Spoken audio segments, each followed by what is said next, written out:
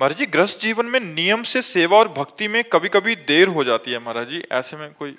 गृहस्थ में सबसे बड़ा नियम रखे नाम स्मरण का। और दिनचर्या तो प्रातःकालीन, जैसे 3 बजे 4 बजे उठ के। कै बजे उठते हो? 6 बजे उठते हैं। ये कोई साधना है? कै बजे सोते हो? 11 बजे 11। 10 बजे क्यों नहीं सोते? समय व्यर्थ क्यों करते हो? 10 बजे सो जाओ, 11, 12, 1, 2, 3, अगर 6 घंटे सो तो 4। 6 घंटे से ज्यादा सोना राक्षसी बुद्धि है, आसुरी बुद्धि है। साधक तो 4 घंटे 5 घंटे में। अब आपकी मानो गृहस्थी में क्या सेवा है मुझे तो पता नहीं। दैनिक सेवा होती है, उसमें कभी देर हो जाती है तो ग्लानि महसूस होती है कि नहीं, 6 घंटे से ज्यादा सोने का नियम ना लो। और मोबाइल और टीवी, इनसे बचने की कोशिश करो यदि भगवान की प्राप्ति के मार्ग में चलना है। नहीं तो कुछ भी खोलो, यूट्यूब तो सब देता चला जा रहा है मनोरंजन। अब मोबाइल में लग गए तो घंटों मोबाइल में लग गए।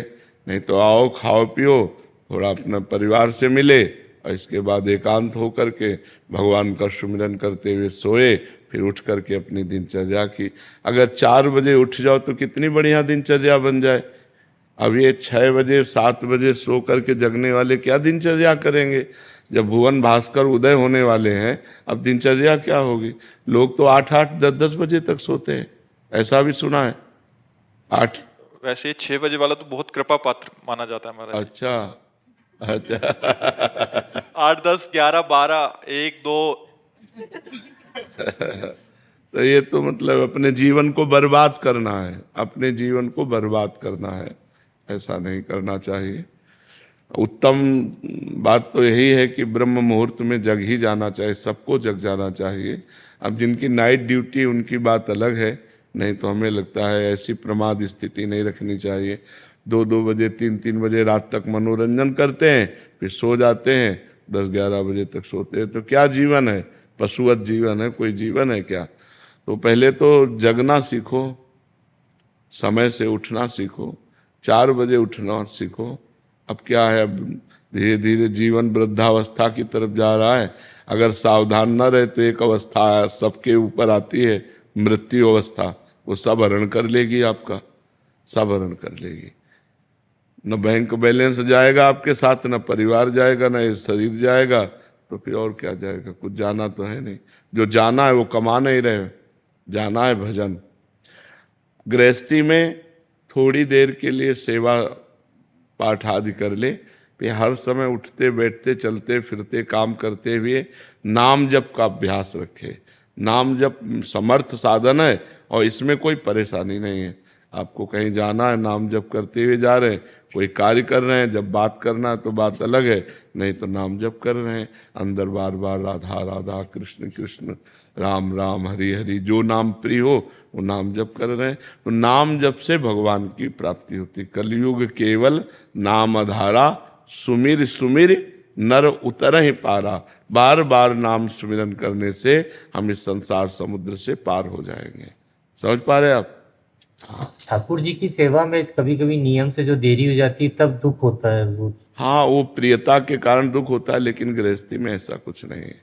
जब समय मिले तब ठाकुर सेवा कर ले। मान लो आपको कभी सुबह से कार्य लग गए, सुबह चले जाओ कार्य में, जब समय मिले तब आओ, अपने ठाकुर सेवा कर ली। गृहस्थी में ज़्यादा नियम इस बात का, इसीलिए नाम का नियम देते हैं कि उठते बैठते चलते फिरते हर समय नाम जप करो, और जब समय मिले तब ठाकुर सेवा प्रगट में कर लो, शास्त्रों का स्वाध्याय कर लो, पाठ कर लो। गृहस्थी में बहुत से कार्य हैं। मान लो कोई व्यापारी है, कोई किसान है, कोई ड्यूटी में है, कब कहाँ कैसे क्या, तो जब समय मिले तब ठाकुर सेवा पाठ कर लो, नहीं हर समय नाम जप करो।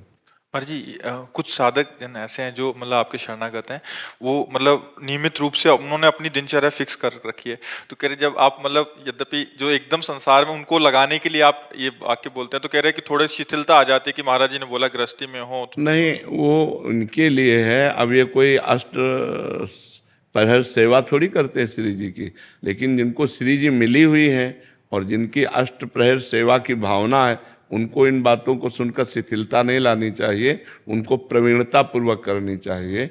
अब जैसे जो संसार में है, अभी दीक्षा नहीं लिए, अभी कोई उनके अंदर श्री जी के प्रति सेवा की भावना नहीं है, तो उनके लिए ये बातें हैं। लेकिन जो दीक्षा ले चुके हैं, जिनको अष्ट प्रहर सेवा की भावना में, मान लो 2 ही प्रहर सेवा करते हैं, तो वो तो प्रहर के अनुसार ही होगी, वो तो टाइम से ही होगी। अगर टाइम के अनुसार नहीं तो फिर सेवा का क्या महत्व? क्योंकि मन आगे इतना चंचल है, वो सपोर्ट लेता है महाराज जी, क्योंकि महाराज जी ने बोला है कि इतना नहीं, थके होंगे। यही बात समझना है कि बुखार की दवा डॉक्टर 10 मरीजों को देता है, लेकिन अलग अलग देता है, एक ही थोड़ी देता है। अब कौन सा बुखार है, उसको मलेरिया है, उसको डेंगू है, उसको कौन सा बुखार, किसी को साधारण बुखार है तो साधारण टेबलेट दे दिया, हाई बुखार है तो भर्ती कर लिया। तो अब कह दे उस बुखार वाले को तो टेबलेट दे के भगा दिया, हमको भर्ती क्यों कर लिया? क्योंकि तुम सीरियस मरीज हो, इसलिए भर्ती कर ली। ऐसे ही प्रश्न का उत्तर जो अधिकारी है उसके अनुसार होता है। अब जैसे आप हैं, तो आपकी जो दिनचर्या है उसके अनुसार आपको बता रहे हैं कि आप नाम पर विशेष ध्यान दीजिए और जब समय मिले तब सेवा कीजिए। और ये जो दुख होता है कि समय से सेवा नहीं हुई, ये आपकी प्रियता है, भगवान की प्रति प्रियता है।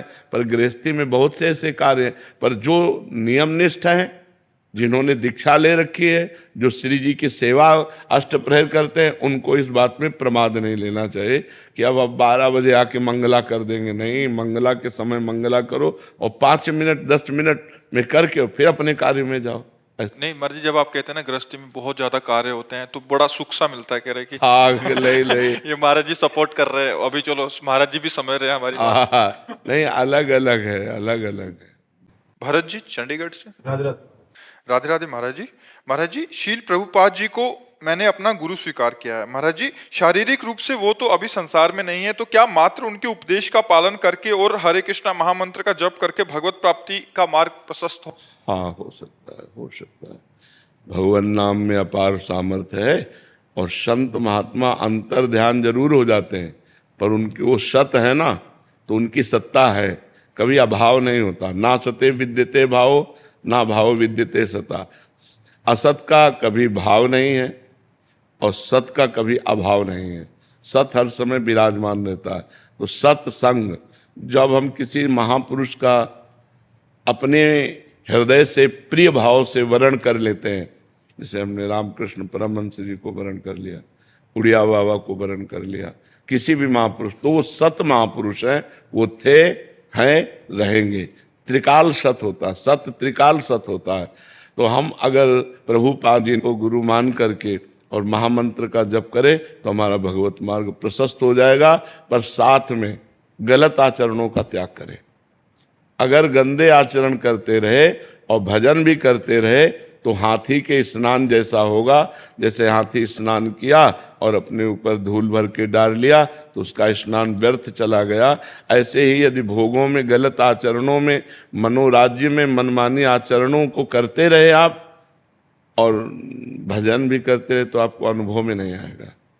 यद्यपि भजन व्यर्थ नहीं जाएगा, आगे चल करके आपकी उन्नति होगी, लेकिन वो आगे चलना अनेक जन्म संसिद्धेर, पता नहीं कितने जन्म ले लेगा। अगर इसी जन्म में आनंद लाभ करना है तो भोगों को छोड़ना होगा, गलत भोगों को छोड़ना होगा। जैसे काम वेदना आ रही, अपनी पत्नी का संयोग समय धर्म के अनुसार करे तो पाप नहीं है, लेकिन वही काम वेदना यदि पराये स्त्री की तरफ गई तो वही पाप बन जाएगा। तो पाप आचरण से बचे। हम धर्म के द्वारा धन कमा रहे हैं, उससे हमारे परिवार का पोषण हो रहा है, ये भजन करो तो लाभ मिलेगा। और अधर्म से धन कमा रहे हैं, परिवार का पोषण कर रहे हैं, दान पुण्य भी कर रहे हैं और सोचते हैं कि हमारी सदगति हो जाएगी, तो कभी नहीं, कभी नहीं। इन बातों पर ध्यान रखे।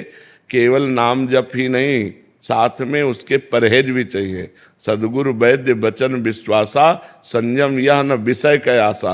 यदि गंदे आचरण बंद नहीं हुए तो वो पाखंड है, वो दंभ है, वो नाटक है भजन का, वो भजन नहीं हो रहा है। बात समझ पा रहे हो? हाँ।